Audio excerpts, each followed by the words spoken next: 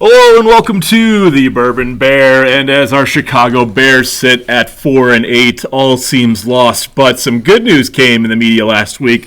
The first time in franchise history, the Bears have fired a head coach mid-season, and it happens to be the guy that Murphy had called out when the Bears were sitting at 4-2. Matt Eberflus. Instant reaction, Bondo. About time. Instant reaction is about time. He should have been gone after that Washington loss. He has the worst record of any coach that played 30 games. Neil Armstrong, not the guy who landed on the moon, but the old Bear coach back in the 70s was horrible. No road wins Sundays, which I think is still one of the most mind-blowing stats. Yeah, I think he won in New England on a Thursday or a Monday night, maybe it was. But I think you're right, though. The Commanders game was kind of where everything started to unravel. And it was unfortunate because you already knew going into the season with a great coaching pool out there. Probably should have made a move. I don't know why they stuck with him. I know he had a great end to his 2023 season, but that's not enough, especially with a new quarterback, to keep him around. And now you wind up back at square one. You drafted a quarterback with a coach. The coach is going to be gone. The OC is gone. Caleb's got to kind of figure it out again. I just want to know, in your mind, if you were the GM, the Bears are 4-2. You go into that Commanders game, you lose in a Hail Mary. You're saying the firing happens right there. Yep. I think the players gave up after the New England game. Absolutely. That's when I think that was no one had his back and it was over. And then you had 3 division games that meant nothing. Well, you're right. But, that last game when Stevenson, right? Came out of the locker room and said, "Hey, it's done. It's no confidence in the coach." Jalen Johnson. I'm sorry. He was on the sideline. He was critiquing him. You had people like Keenan Allen saying, "I think the players did enough for us to win the game." You've got DJ Moore just basically throwing him under the bus. He lost the locker room, and I think you're right. That did officially happen after the Commanders game, but just no hope. No hope. We're Bear fans. We're used to it. There is a talent pool out there. The offensive coordinator is 3 games. If they give him the job, that's going to be another disaster next year. You need someone who can take the ship and steer it.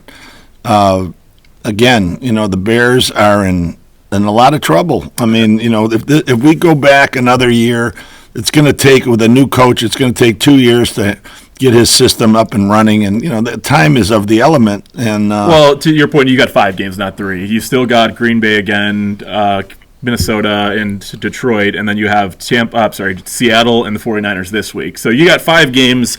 And what I really want to see, just because, again, we're not talking playoffs anymore. The Bears have collapsed in a historic fashion, losing the last 6. So now it's more what can we take away from actually still watching the team. And I think what you want to see is Caleb Williams, that development piece.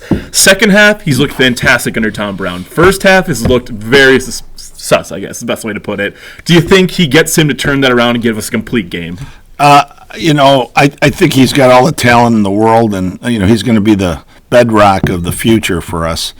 The draft is going to be important. I think the Bears, but it's going to, again, it takes about a year to a year and a half for a new coach to get his system ready and running. And we gave Eberflus every imaginable chance. It was horrible. I mean, but now we have to look to the forward. We need they're talking about a coach. I mean, they emphasize a coach that can bring a winning tradition.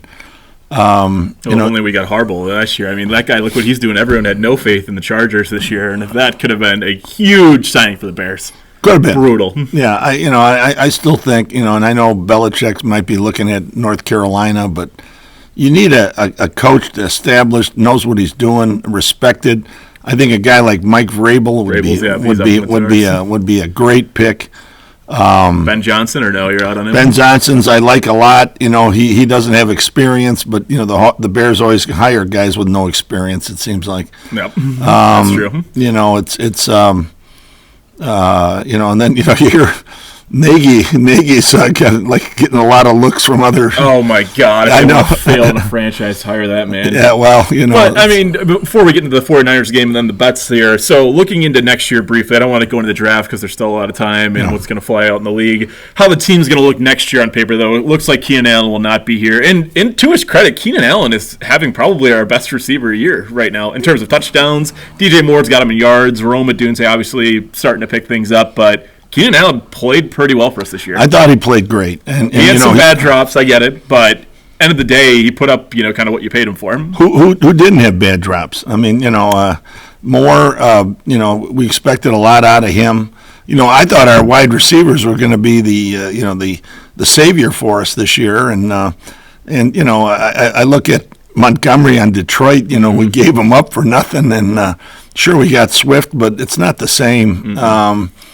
Offensive line, we critiqued them all year, but I thought they played C plus, versus a D minus, which I thought they would be for the year. Well, that's an interesting one too, because obviously rookie quarterback Caleb was holding on the ball too long, which kind of makes the line look worse. I think to your point, we had the one game where you had Wright and Braxton out. That was a bad game. But overall, I think they've done a serviceable job, and I'm all still for drafting linemen throughout the draft here.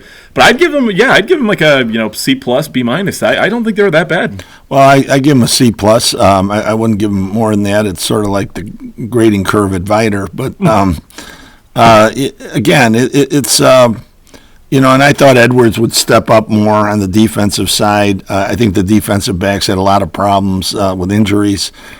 Defensive line, Dexter. Once you lost Billings too, yeah, it was Billings, like we had no one to fill that spot, which depth was brutal this year. Well, Billings, they needed to double team him all the time, and now they don't double team anybody on our line. Sweat, I thought would have been a little better too, and well, Dexter put up one of I think his best years. Obviously he's only been in the league for 2 years, but he put up some great numbers. He might be leading the team in sacks. I didn't check this morning. Yes, he is. He is leading the team in sacks. Running at that 3-tech spot, that's a good job right there. Beating out Sweat, my God. And again, we have certain things to look forward to. We got some nice draft picks, but again, it's always wait till next year, and it's getting disastrous. My prediction of 8 and 9 is not even going to hit, and I thought it for sure when they were 4 and 2 that it hit. I was preaching 10 wins, so I just feel like an idiot. You look at some of the games they lost, including the last 3. You lose to Green Bay by 1, Vikings and Lions by 3 apiece, respectively. The only game where I was just like, okay, we suck, is both the New England game and the Cardinals game. Those two, I was like, all right, this is not a good team. Because if you lose those games, you didn't deserve to make the playoffs. No, I agree. And New England was one that I think that was the beginning of the end too for Eberflus. That's when he's just not a good coach. He makes so many bad moves, and and finally he had to do something. And Pace is, everybody thinks he's Bowles or Pace. Bowles. Ryan Bowles. I'm saying, what did I say? Pace. I'm sorry. Last year. Again, it's. Well, now, you got to start looking at him. He's not blameless here. They're giving him the reins next year, and he's got to be on some thin ice now. You look at the Chase Claypool trade, terrible. You look at, some of the free agent signings that just never panned out, especially not being able to figure out the center position. He's done some good. The job he did getting that pick from Carolina, which is still paying dividends, and got a lot of great players out of it. But he's not guilt-free in this journey. No, he's not. He's the GM, and the GM is the man who structures everything from top to bottom. I'm a little. I just hope the Bears go out. And I'm going to give this, offensive coordinator. He wasn't even an offensive coordinator at the beginning of the year. He's receivers coach, right? Mm-hmm. Again. Sure. You want to give, look at Tomlin. He had no experience, and now he's one of the, I think he's one of the best coaches in the league. And never had a losing season. That's got to feel good. Yeah, and the guy in Buffalo, he's another young guy that got a chance, but that's rare in this league. You look at all these guys that have been flip flopping, especially down in Carolina and in Tennessee, and the Jets and the Giants. They're in a, they're not. Who do you think had a more disappointing year, the Bears or the Jets? Oh, I think the Jets did. Yeah, hands down. I think the Giants have had a more disappointing year. No one thought that. Everyone knew Daniel Jones sucked, and it's just funny that they got him midseason. Even to Eberflus, the only reason I think he got fired was that clock management issue he had against. When he came out and said, "I think we did everything right." You're nationally embarrassed. So I think that's when the Bears were like, you need to go. We can't even defend our tradition of not firing a head coach. Yeah, well, Cowher, on CBS said, he could have ran 4 plays in that 32 seconds. I completely agree with that. If you can play right, which I just don't understand why not using the timeout. But I digress. Now you're going into, again, this is just more of seeing the team kind of develop as a whole, especially that offensive unit. Going into San Francisco against a very banged-up team. Looking at the injury report, they only have 3 starters on defense playing this Sunday. Right. That makes it like, hey, Caleb, if you want to shine, now is your time to do it. Get other coaches interested in this team. I mean, Ben Johnson, I think they said he's in the running, but you really want to have a talent pool out there to, say, I want Caleb as my quarterback. Absolutely. And I'm not jumping to Bondo's picks yet, but I think the Bears will, typical Bears. They're going to come out firing, I think, on all cylinders. I think they're going to play for this guy, but he's not the solution. Now, what's going to happen, he's going to win 2 or 3 games out of 5, and everybody's going to be gung-ho, and then you go into the next season, it's just going to be another disaster. You need someone, again, and I know this sounds crazy, but I always like coaches that actually played in the NFL. Yep. I feel like they know it better. Or even GMs that, played in the NFL. Yes. I think it's a good trait. I agree. And again, I think I look back at my number 1 pick for, and I know he'll, come to Chicago. I'm pretty sure he would be Vrabel. And, I was pushing Belichick, but he's old, and I think he's too old for you want a long-term solution there. You're not looking to get it. But one thing I'll say though, if Tom Brown does do a good job, do you think there's a chance that he stays at OC just to continue to develop with Caleb? Yeah, I think so. But again, he's green, and these guys, when they're put to the fire, we'll see what they're made out of. You look at Luke Getsy, you look at who's our guy this year. I already forgot about him. But the offensive coordinator position, if he does a good job at it, I don't want to just hire a new OC that's going to bring his own thing and then just screw up Caleb again. That's my fear. Well, yeah, but I'm not sold on this, offense. I'm really not. Shane Waldron, right? Yeah, well, the guy from Seattle. But interestingly enough, you look at potential offensive, the guy in Detroit, comes to play, but look at Campbell on Detroit. Just an animal out there. He's got that mentality built into all those guys. You lose Aiden Hutchinson, you're still playing out your ass. It's like, oh my God. And every guy in that team will run through a wall for him. Yep. And I know some guys are rah-rah, and then that eventually wears off, I think. But he's got him so up for every game, and you got to have a coach that you want to play for, yep. And he was a defensive lineman yep. In the NFL, and I think that means a lot. And look at a guy like Iron Mike when he came over, and it was the same thing. Guys, he made a lot of enemies, but the players, still, I think, and Buddy Ryan, they bought into him. So. We have the talent if we can get some offensive line and defensive linemen to get back to maybe 500, a little bit better, and then I'm looking the 2-year route yep. where Caleb will get in. But one thing I want to emphasize: when we were on that winning streak, what were they doing? They were throwing the ball to Komet over the middle. Yep. We don't do it anymore. It's incredible. We had some beautiful screen passes. We don't see that often anymore. We're doing these slants over, to the sidelines. Outs short of the first down. Yeah, you've got, deep balls. They're not even close. It was just a mess. Running backs, everybody says, they're a dime a dozen, but they're really not. Look at the top teams. They all have a solid running back. Yep, agreed. Even McCaffrey going down for the 49ers, they're having a disappointing year too. Big time. Really is. And I think it's him. You lose your running backs. I think it's him, and that guy's a stud. But, look at Henry, what he's done to Baltimore. Although Baltimore, they're up and down team, but again, Philly, Montgomery, Saquon, Barkley, Detroit, go on and on. Gibbs and Monty. It's fun to watch, and I think the running back position has gotten, was always a dime a dozen. You can always plug another guy in, and I don't think that's true. I really don't. So going on to the game today, though, I think one thing this is my kind of fun bet I'm going to make, but I think the defense has one touchdown in that game. Wow. You got Trent Williams out. I think they're going to be, playing for Tom Brown right out the gates, coming with some hot blitz packages because, Eberflus didn't blitz at all. And now you got a new guy that really has nothing to lose stepping in a D coordinator. Yeah. I think they might get a little crazy with it, and I'd love to see them do that because what are you playing for right now? You lose the game, you get a better pick. You win the game, it means nothing, but at least the players feel better about themselves. Right. So it's kind of like I think they're going to go do some creative things. Well, I think you're right. I think the defense will win the game for them. Offensively, they're out. Bosa's out. They got a lot of their linebackers hurt.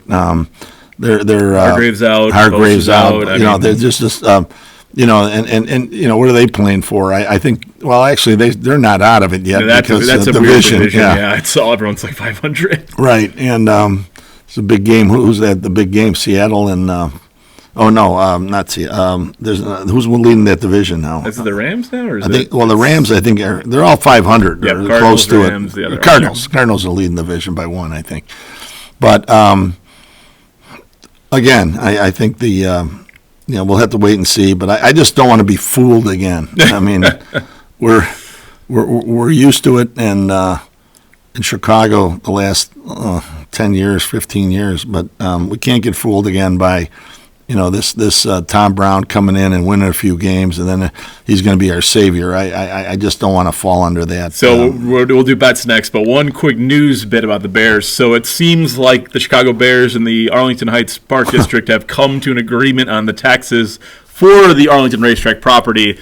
Do you think this is finally going to be, we're not messing around with Chicago anymore, we're going to Arlington Heights? I'm 100% convinced. I think this hiatus of not, showing your hand is because they have that lease. The McCaskies are known to be cheap as hell, but they have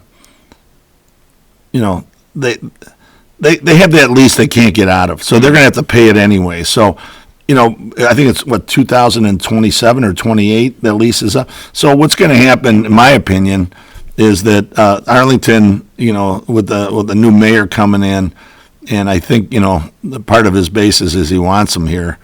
As opposed to the last mayor was worried about taxes and making sure everything's fair. I really feel that it's going to be like any NFL owner. It's going to be a nice package for the next guy who buys the team. And there was rumor this week with Bezos, which I thought was interesting. Give me a mega billionaire, and I'm in for that. Yeah, spend some money on the team. God, that'd be great. But and it could backfire on two. It backfires. Well, the guy who owns Aon too. He wasn't. Ryan. Yeah, he's a serious consideration too. Yeah. And once McCaskey, I think when she passes, I don't think the kids want it. So that's going to be a really interesting. No, process. They want the money. They're all these grandkids and great grandkids are hemming and hawing for money. And hey, everybody loves a big payday, Tell me that. All right, and now we get into Bondo's bets. So, Bondo, I'm just going to kick it off first, though, with your thoughts on the Bears game.